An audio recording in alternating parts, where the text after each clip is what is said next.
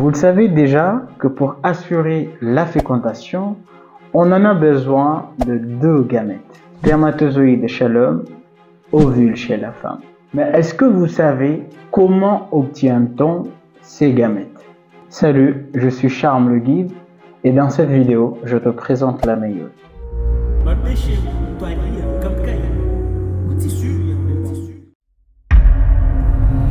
Chez l'homme adulte, les spermatozoïdes sont formés par les testicules. Ce processus est appelé la spermatogénèse. Alors que chez la femme, la production des ovules est assurée par les ovaires. C'est ce qu'on appelle l'ovogénèse. Ces deux processus, spermatogénèse et ovogénèse, forment les deux gamètes. Et l'ensemble, on peut appeler ça la gamétogénèse.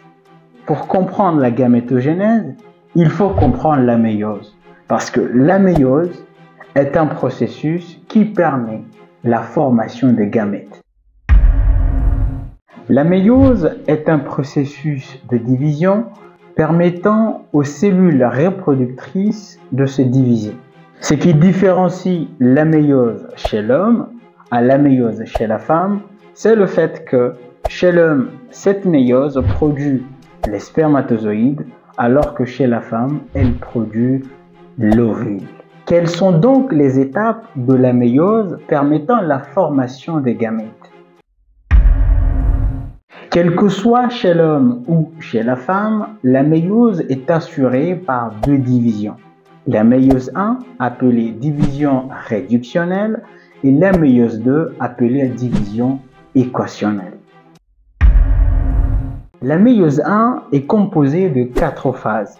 La prophase 1, la métaphase 1, l'anaphase 1 et la télophase 1.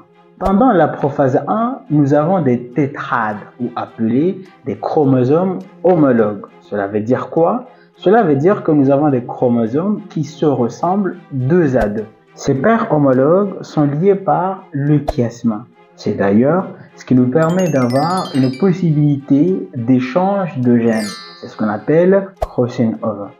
Après la prophase 1, vient ensuite la métaphase 1.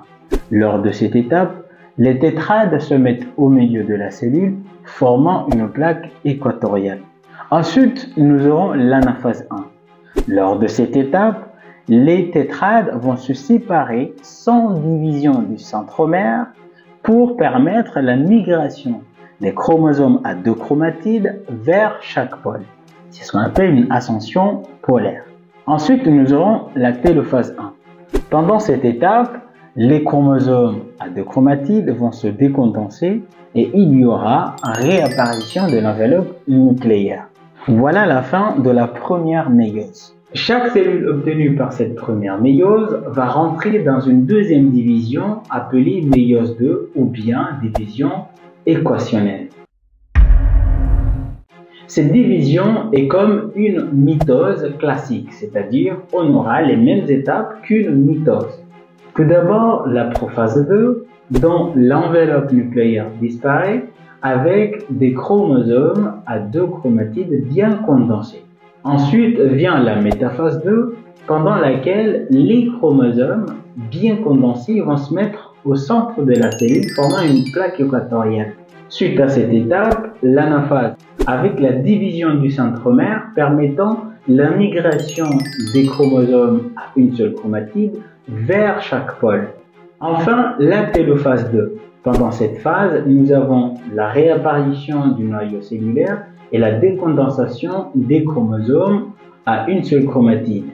Nous obtenons alors 4 cellules filles à N chromosomes et chaque cellule représente gamètes. Et voilà donc la fin de la méiose. Si tu as d'autres questions, n'hésite pas à me les faire partager dans les commentaires. Par ailleurs, n'hésite pas à t'abonner, à aimer la vidéo et à la faire partager. Mais avant de se quitter, est-ce qu'il y a une différence entre mitose et méiose?